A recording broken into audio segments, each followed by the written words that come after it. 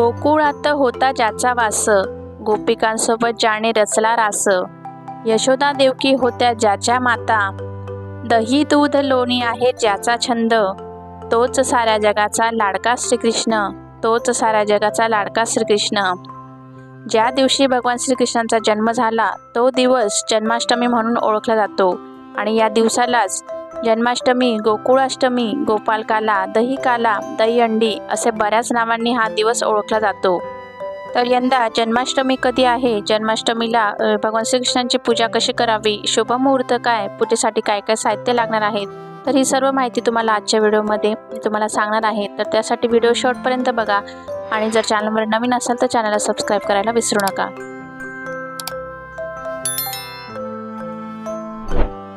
पूजेसाठी लागणारे साहित्य बघून घेऊया. तर इथे लाल वस्त्र घेतलेले आहे वेगवेगळ्या प्रकारचे, त्याचबरोबर गाय वासरूची मूर्ती घेतलेली आहे, तामण घ्यायचं आहे, नंतर दिवे तयार करून घेतलेले आहेत तेलाचे, नंतर एका तांब्यामध्ये पाणी घेतलेलं आहे, पाळणा लागेल, नंतर भगवान श्रीकृष्णांसाठी वस्त्र, माळा, नंतर हळद, कुंकू, अक्षता, चंदन लागेल, नंतर माचीस घेतलेली आहे, इथे पंचामृत बनवून घेतलेलं आहे, निरंजन घेतलेले आहे, गणपतीची मूर्ती आणि बाळकृष्णाची मूर्ती लागेल, कापूर घेतलेला आहे, काही फुलं घेतलेली आहे, फुलांच्या माळा घेतलेल्या आहेत, नंतर इथे नैवेद्यासाठी काही फळं, नंतर ड्रायफ्रूट्स वगैरे घेतलेले आहेत, नंतर चौरंग किंवा पाट घ्यायचा आहे, बसण्यासाठी आसन घ्यायचं आहे. त्यानंतर तुम्हाला काही डेकोरेशन करायचं असेल तर डेकोरेशनच्या वस्तूही घेऊ शकतात.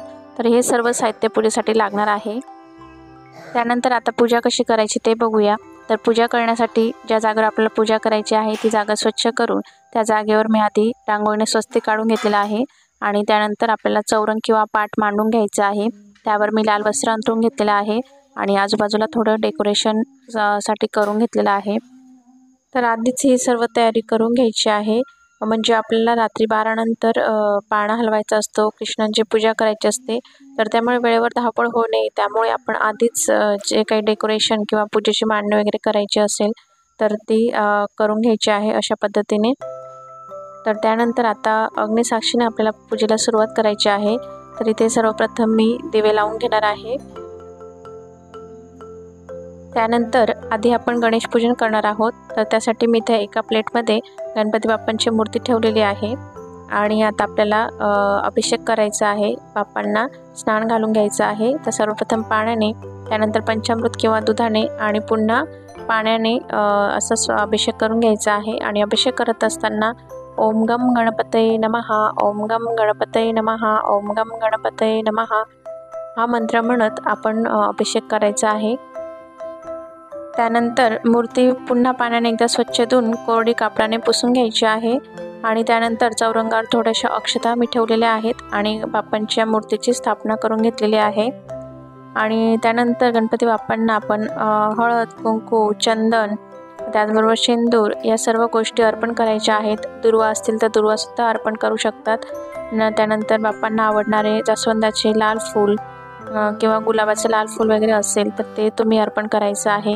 अक्षता व्हायच्या आहेत. वक्रतुंड महाकाय सूर्यकोटी समप्रभ निर्विघ्नं कुर्मे देव सर्वकार्येषु सर्वदा हा श्लोक म्हणत आपण गणपती बाप्पांची पूजा करून घ्यायची आहे. त्यानंतर धूप दीप ओवाळायचा आहे आणि इथे गणपती बाप्पांची पूजा झालेली आहे. त्यानंतर आपल्याला आता आपल्या देवघरातील बाळकृष्णाची मूर्ती घ्यायची आहे आणि बाळकृष्णाची पूजा करायची आहे. तर सर्वप्रथम आपण अभिषेक करून घेणार आहोत, स्नान करून घेणार आहोत बाळकृष्णांना. तर पाण्याने, पंचामृताने अभिषेक करायचा आहे आणि अभिषेक करत असताना ओम नमो भगवते वासुदेवाय, ओम नमो भगवते वासुदेवाय या मंत्राचा जप करत आपण अभिषेक करून घेणार आहोत. बाळकृष्णांना स्नान घालायचं आहे. जर तुमच्याकडे मूर्ती नसेल बाळकृष्णाची तर तुम्ही या दिवशी खरेदी करू शकतात किंवा जन्माष्टमीच्या आधीच तुम्ही मूर्ती खरेदी करू शकतात. जर तुमच्याकडे राधाकृष्णाची मूर्ती किंवा फक्त कृष्णाची मूर्ती असेल, फोटो असेल तर तुम्ही मूर्ती किंवा फोटोचीही पूजा करू शकतात. श्रावण महिन्यात कृष्ण अष्टमी या तिथीला मध्यरात्री रोहिणी नक्षत्रावर मथुरेत कंसाच्या बंदीशाळेत भगवान श्रीकृष्णांचा जन्म झाला होता, म्हणून त्या दिवशी आनंदोत्सव साजरा करण्याची प्रथा आहे. कृष्ण जन्माष्टमी, ज्याला जन्माष्टमी किंवा गोकुळाष्टमी असेही म्हणतात. भगवान श्रीकृष्ण हे विष्णूचा 8वा अवतार आहे. हिंदू धर्मात श्रीकृष्ण जन्माष्टमी या सणाला विशेष असे महत्त्व देण्यात आलेले आहे. या दिवशी लोक उपवास करतात, रात्री जागरण, भक्तिगीत, गायन, नृत्य या सर्व गोष्टी करून अगदी मोठ्या आनंदात हा सण साजरा करत असतात. तर यंदा श्रीकृष्ण जन्माष्टमी 26 ऑगस्ट 2024 रोजी सोमवारी श्रीकृष्ण जन्माष्टमीचा सण साजरा केला जाणार आहे. जन्माष्टमीच्या दिवशी व्रत केल्याने मनुष्याला शाश्वत पुण्य प्राप्त होते आणि भगवान श्रीकृष्णाच्या आशीर्वादाने सुख आणि समृद्धी प्राप्त होत असते. या दिवशी व्रत केल्याने वैकुंठामध्ये निवास स्थान मिळते असे म्हटले जाते. तसेच वैष्णव संप्रदायातील लोक एकाच दिवशी कृष्ण जन्माष्टमीचा सण साजरा करत असतात. तर यंदा अष्टमी तिथीची सुरुवात जी आहे तर ती 26 ऑगस्ट म्हणजे सोमवारच्या दिवशी पहाटे 3:40 सुरू होईल. तर अष्टमी तिथीची समाप्ती ही 27 ऑगस्ट म्हणजे मंगळवारच्या दिवशी पहाटे 2:20 असेल. आणि दहीहंडीचा सण हा 27 ऑगस्टला मंगळवारी साजरा केला जाणार आहे. तर जन्माष्टमीला रोहिणी नक्षत्राचा प्रारंभ जो आहे तर तो 26 ऑगस्ट दुपारी 3:55 सुरू होईल. तर 27 ऑगस्टला दुपारी 3:38 संपेल.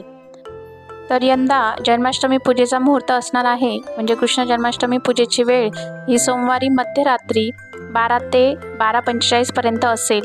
म्हणजे यंदा बाळगोपाळची पूजा करण्यासाठी आपल्याला 45 मिनिटांचा वेळ मिळणार आहे. आणि ज्यांचा जन्माष्टमीचा उपवास असेल त्यांनी 26 ऑगस्ट सोमवारच्या दिवशी सकाळपासून म्हणजे दिवसभर उपवास करायचा आहे.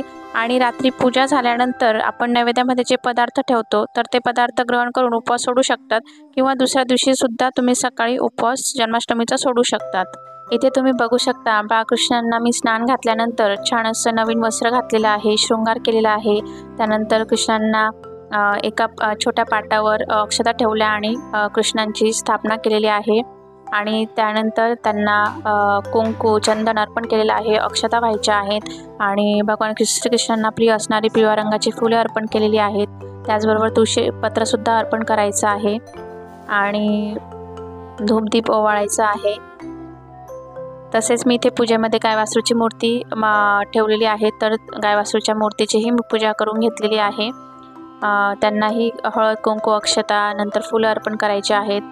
बाळकृष्णाची मूर्ती तुम्ही डायरेक्ट पाळण्यामध्ये ठेवून सुद्धा पूजा करू शकतात. पण आता इथे मला व्यवस्थित पूजा करता आली नसते त्यामुळे इथे मी पाटावर मांडून म्हणजे पूजा करून घेतलेली आहे. पूजा झाल्यानंतर आता आपण नैवेद्य दाखवणार आहोत. तर नैवेद्यामध्ये भगवान श्रीकृष्णांना आवडणारे पदार्थ ठेवले जातात. तर या दिवशी 56 भोग ठेवले जातात. 56 भोग म्हणजे 56 प्रकारचे पदार्थ यामध्ये नैवेद्यामध्ये ठेवले जातात. तर आता आपल्याला जेवढे शक्य असेल तर तेवढे तुम्ही ठेवू शकतात. तर इथे मी काय काय ठेवलेलं आहे तेही तुम्हाला सांगते. तर मी इथे काकडी ठेवलेली आहे. काकडीला खिरासुद्धा म्हणतात हिंदीमध्ये. तर काकडीलाही खूप महत्त्व असतं या दिवशी. तर काकडी जरूर ठेवावी नैवेद्यामध्ये. त्याचबरोबर काही म्हणजे फळं ठेवलेली आहेत. त्यानंतर ड्रायफ्रूट घेतलेले आहे. ड्रायफ्रूटमध्ये मखाना मनुके घेतलेले आहेत. जे तुमच्याकडे असतील ते ठेवू शकतात.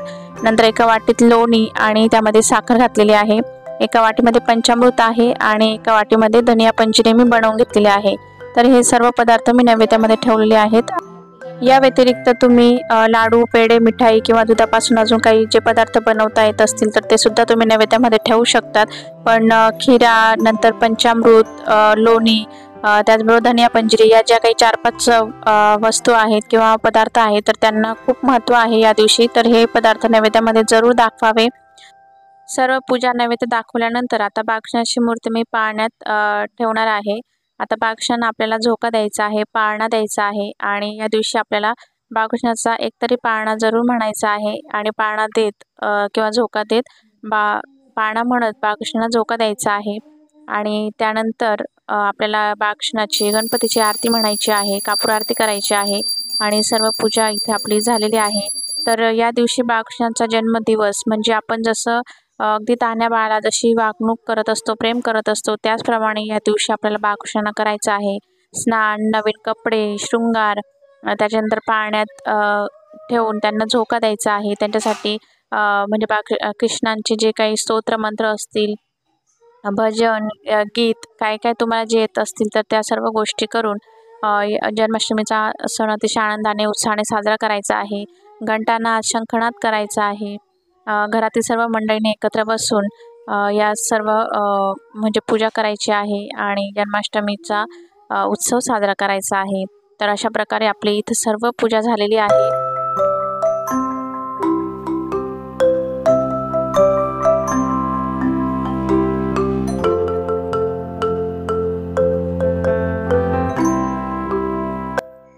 रात्रभर पूजा आपल्याला अशीच ठेवायची आहे। बाळकृष्णांना आपल्याला वस्त्र अंथरून द्यायचं आहे आणि नैवेद्यसुद्धा झाकून द्यायचं आहे आणि अशाच पद्धतीने रात्रभर पूजा अशीच ठेवून दुसऱ्या दिवशी सकाळी पूजा उचलायची आहे। त्यानंतर दुसऱ्या दिवशी गोपाळकाला किंवा दहीहंडीचा सण साजरा केला जातो आणि या दिवशी आपण रात्रीची जन्माष्टमीची पूजा केलेली असते, तर ती पूजा आपल्याला उचलायची आहे दुसऱ्या दिवशी सकाळी। तर आपली देवपूजा वगैरे झाल्यानंतर ही पूजा आपण उचलायची आहे। तर त्यासाठी सर्वात आधी आपण भगवान श्रीकृष्णांची पूजा करून घ्यायची आहे, आरती म्हणायची आहे आणि गोपाळकाला असल्यामुळे म्हणजे या दिवशी पोहे, दही, मिरची, कोथिंबीर, लोणचे तर हे सर्व पदार्थ मिळून गोपाळकालाचा पदार्थ बनवला जातो। तर तो आपण बनवायचा आहे आणि त्याचा नैवेद्य दाखवून आपण या दिवशी म्हणजे जन्माष्टमीची पूजा आपण उचलायची आहे। तर अशा प्रकारे संपूर्ण जन्माष्टमीचा विधी आपण बघितलेला आहे। व्हिडिओ आवडला असेल तर लाईक, शेअर, कमेंट करून चॅनलला सबस्क्राईब करा आणि शेजारी दिलेल्या बेल आयकॉनलाही प्रेस करा। तर पुन्हा भेटूया अशाच एका नवीन व्हिडिओमध्ये। व्हिडिओ शेवटपर्यंत बघितल्याबद्दल धन्यवाद आणि तुम्हाला सर्वांना जन्माष्टमीच्या खूप खूप शुभेच्छा।